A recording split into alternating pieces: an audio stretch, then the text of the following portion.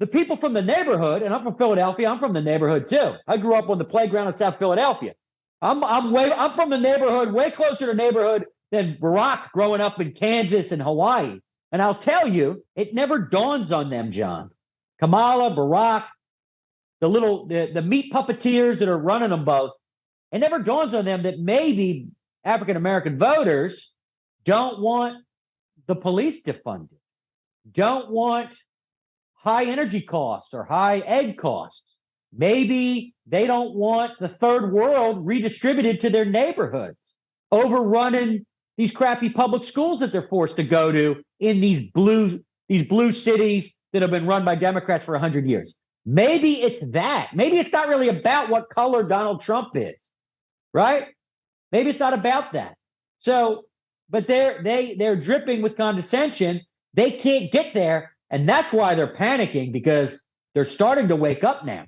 Which, and we could get into this in a second, which is why Kamala rolled out a goodie bag this week to try to bribe black men to voting for her. And I can go down the list of that and tie it to my book if you would like. Well, it's just incredible to me that it seems to me that the whole premise of the Harris-Walz campaign is based on a set of lies, one fabrication after another.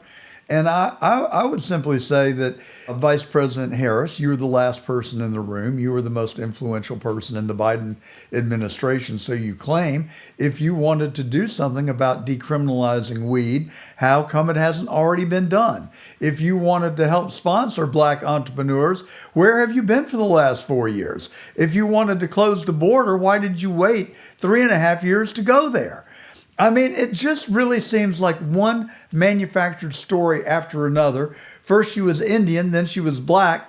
And I don't know if you've seen the information that Candace Owens has been putting out that is extremely compelling, that Kamala Harris has in her book a picture of her with her grandmother, her supposed grandmother. But the lady that she said was her grandmother died 4 years before Kamala Harris was born. And the woman in the picture was more than likely her parents' housekeeper. How duplicitous can someone be? And their whole campaign is just one big lie after another. And I think people fundamentally, I really do think that fundamentally we all have this BS filter in the back of our brain, and we know it when we see it. And I think we're seeing the backlash now. That's right. They think you're stupid, which is why they think they can race hustle you the way they are. They can do a 3-card monte with presidential candidates, woman that's never won a primary in her life. And, she's going to become the accidental president. I don't think so. They think that Tim Walz is some sort of peak Gary Cooper, John Wayne picture of male Midwestern masculinity. He's a regular Ernest Hemingway out there loading those Playtexes into his shotgun, isn't he? It was just bad typecasting. They had a bad cast director. They did. And they're going to rue the day they didn't pick Josh Shapiro from my home state of Pennsylvania, because he's got some juice. He's got juice. And you'll be seeing him later. We're gonna have to fight him someday in some kind of election. Believe me. Well, it occurred to me in reading your book that if they really wanted to care about our country, and if they wanted to select somebody that would have been a great complement to the ticket, they should have picked Morgan Freeman. I mean, right. This guy, I've always loved Morgan Freeman, but the wisdom that he's shown, and he told Mike Wallace, according to what you've relayed here, that Wallace asked him, how is he going to affect racial harmony in the country? And he said, I'm going to stop calling you white, and I want you to stop calling me black. You're Mike, I'm Morgan. That's good enough. That's right. And that's why we celebrate in February, which is chapter 2 of the White Privilege album, Morgan Freeman History Month, because he was asked about Black History Month. He said, it's stupid. He goes, you're going to relegate my history to 1 month? What month is yours, Mike? Mike couldn't answer. He's, marble-mouthed at the time, like his son. And he basically stuck it to him. He basically said, look, we're Americans, all of us. Every month of the year is American History Month, Black History Month, White History Month, which is why partially I laid the book out the way I did because every month there's 12 chapters. Chapter 1 is January, chapter 12 is December. I go through the entire calendar year showcasing the 12 months of privilege, Johnny, and all the crazy stuff that they try to do to us. Whether if it's October, the 10th chapter, I talk about Columbus Day and Halloween, talk about Christmas, I talk about Kwanzaa and how the only people I could find celebrating it are lily white men that work in the humanities departments of America.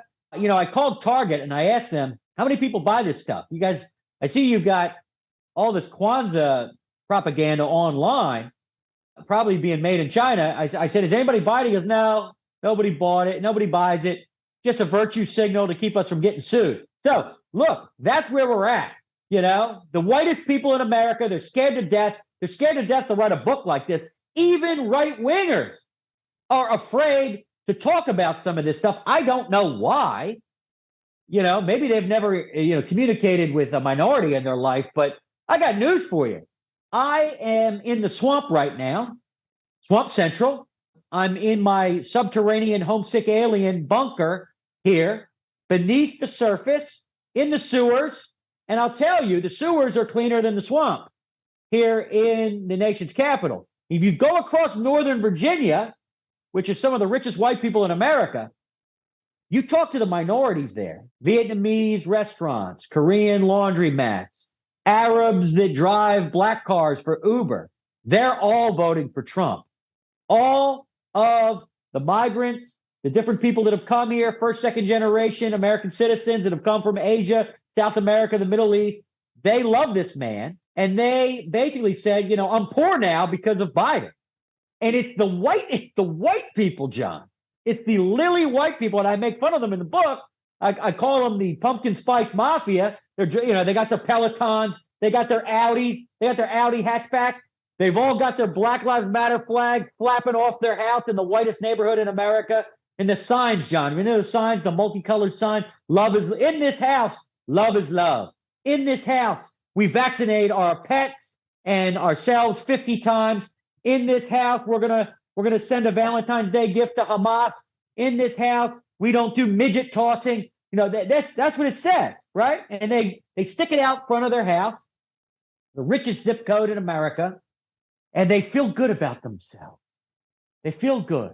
As long as Black Lives Matter don't come walking up the street mad, they feel very good about their virtue signaling.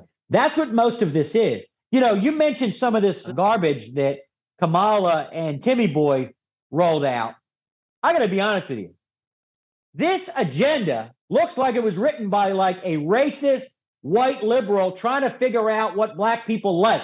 Like literally, it's like, okay, I'm going to give you $1 million of, forgivable loans, 20K for black people to go do whatever they want. You can start a lemonade stand or, go to the OTB. You do whatever you want with it, right? So we'll give them 20 grand. Education training to create teachers. Okay. As long as you become a union member, you can become a public school teacher. Then they're going to give African Americans, these are people that, can't afford eggs. We're going to give them Bitcoin and legalize weed. That's what, I know. Bitcoin and weed, maybe we should give them a gift certificate to Foot Locker. I mean, this is how racist and crazy projection, right? And then the final thing is launch a national health initiative for black diseases. Now, I talk about in the book how Alzheimer's is racist and diabetes is racist. I mean, are they talking about sickle cell anemia? What are they talking about here? So this is a gigantic condescension to African-American voters. Most people want the same thing that everyone else wants, but they're trying to buy votes there. I mean, are they going to start giving out, Tupac Shakur albums and NWA albums? What are they? What's here? A Wu-Tang Clan album for everyone. I mean, it's out of control. A signed copy of Beyonce's picture. I mean, they are shameless. And I'm telling you, Johnny, it's not going to work. Well, don't you think that it reeks desperation? I mean, that's what I infer from all of that they are absolutely desperate. And, I want to believe that we're going to finally get the red wave that we've been promised since 2018, but we didn't get. We didn't get it in 2018. We didn't get it in 20. We didn't get it in 2022. So the only thing that is stopping me from being overwhelmingly excited and optimistic is that we have been disappointed so many times. Are we going to get it across the line in 2 weeks? Well, judging from the panic I'm seeing, she's going to try to get herself onto Joe Rogan. We'll see how that goes. I mean, he may pull her apart. I guess he's going to have Trump and her on. That's become America's meeting house, I guess.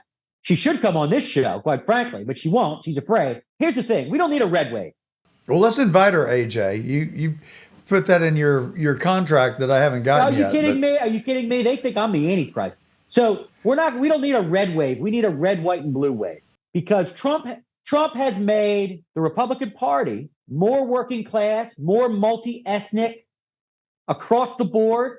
We're no longer the Argyle sweater wearing dorks at the Chamber of Commerce. And look, if the Argyle sweater guys, if the houndstooth jackets want to stay in the Republican Party, I'm more than happy to have all the chambers of commerce of America support Donald Trump. But, we needed to get outside of that mindset. And the OG from the Golden Escalator has gotten us there.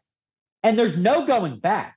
We're not going back to Romney and McCain, where, the heroes that were captured, the heroes that weren't captured, the magical underwear boys, Mitt Romney and his nutty, running mate, Paul Ryan. We're not going back to that. Trump has reset the Republican Party. The World Economic Forum was looking for a great reset. Well, you got one. And you're going to have, like you did with Reagan, 30 years. Waves of people calling themselves a Trump Republican. Waves of Trumps. Right now, as we speak, John, there's some busboy working at a restaurant in a strip mall in Lincoln, Nebraska, who you're going to meet 30 years from now calling himself a Trump Republican. That's what scares them. That's what scares them to death. It's why they were willing to unplug Joe Biden from the wall and replace him. It scares them. It's not Trump himself. It's the movement.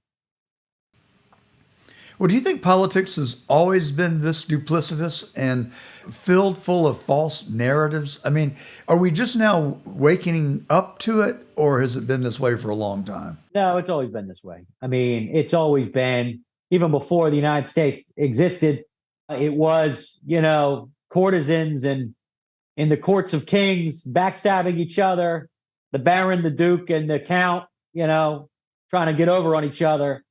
The 1800 election between Jefferson and Adams was one of the craziest of all time. And that was back when the runner-up became vice president. And we had on Ken Kerchuckian just a week ago, just a delightful guy. And he said that when they were in the Nixon White House, that the Dems went about bankrupting and ruining the lives of many people.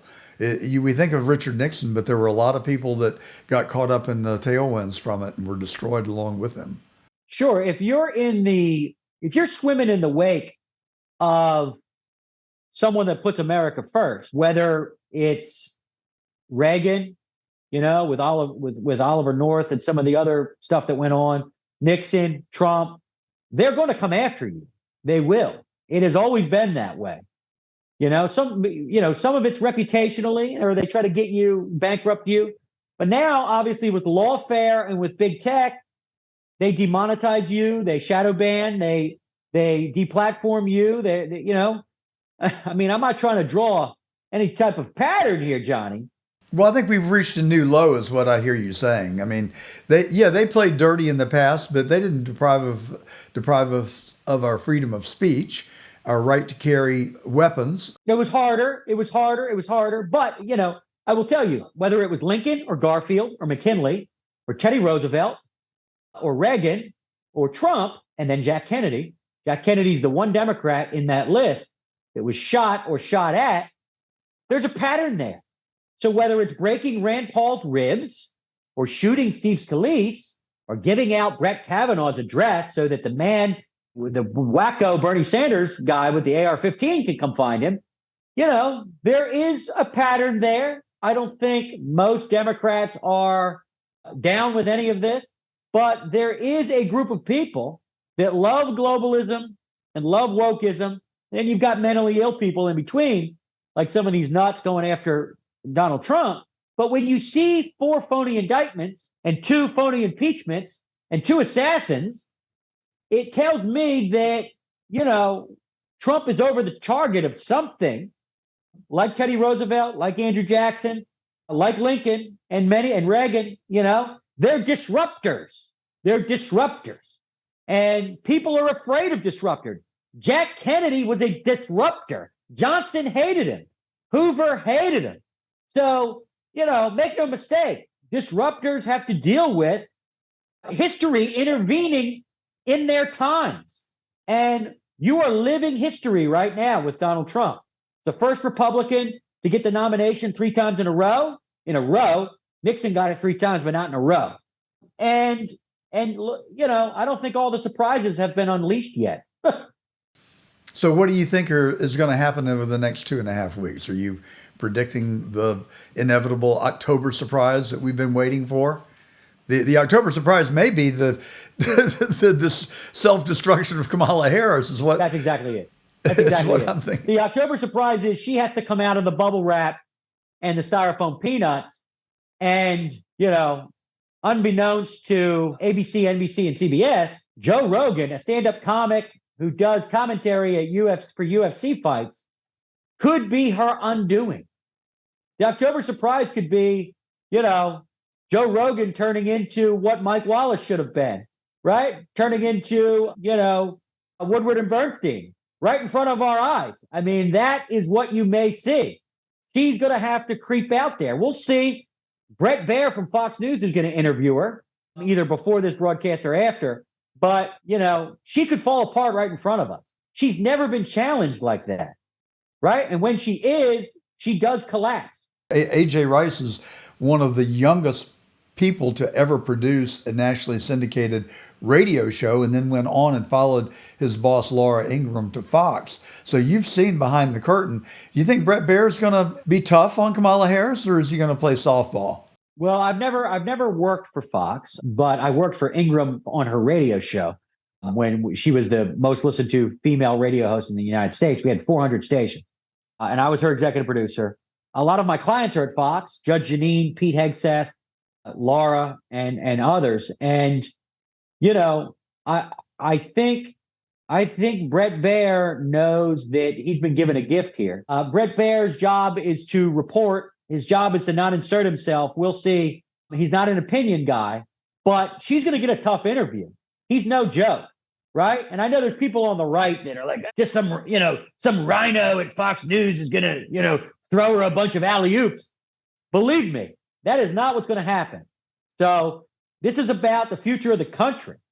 So Brett Baer knows that he has a duty to do what, ABC, NBC, CNN will not do. And that is, it's really only 5 questions that he's going to need to go down. And let's see if she collapses under just a normal question, because she hasn't really gotten any. Well, I would expect that we would just get a large serving of word salads back with no substance and a lot of dodging and weaving would be my guess. There is one word salad that is not a word salad. When she says it, she's actually talking about resetting your entire life and wiping the blackboard clean of Western civilization, the middle class, and the nuclear family. And that is what can be becoming unburdened by what has been. Now, that may sound nuts to you, but that is stone cold Mao Zedong. That is stone cold Lenin and Stalin. That's the Castro boys. That's Hugo Chavez. That's Daniel Ortega. That's the Kim family in North Korea. That's what Marxists do. They reset, wipe the blackboard clean. They throw out all the things they don't like. And like we talked about earlier, it wasn't just going to be Civil War statues. They've come for everything. And that is what she means when she says that. Well, and to your point, joy is straight out of the words of Karl Marx. And I'm not feeling much joy right now. Are you? No, if there's one thing the left is an expert at, that they have PhDs in, it's sucking all joy from your life. They want you childless, alone, unmarried, listening to Taylor Swift, filled with misery, right? So it doesn't matter whether it's Michael Bloomberg taking the salt shaker off the table or trying to cancel comedians like Dave Chappelle. They are here to suck all fun from you. So don't let them do that in November. A.J. Rice, CEO of Publius PR. You're one smart guy, A.J. It's been a pleasure talking to you, and it's really been a privilege to have you on The Truth today. Well, it's been an honor. I know you're a patriot, and your viewers are patriots. So, don't have no fear. The very fine people are coming, and they're going to save this country. Well, we're going to keep doing what President Trump urged us to do, and that is fight, fight, fight. It's the only way to get this across the line. Thank you, AJ. Thank you, sir.